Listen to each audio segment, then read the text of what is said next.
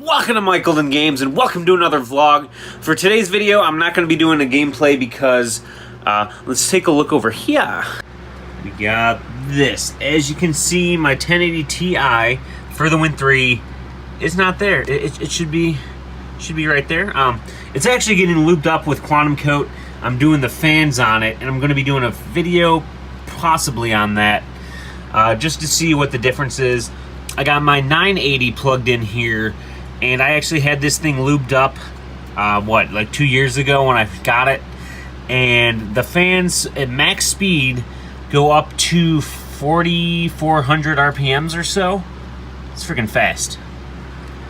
So anyways, for this video, like I said, I'm just doing a quick update, and I can't really get anything.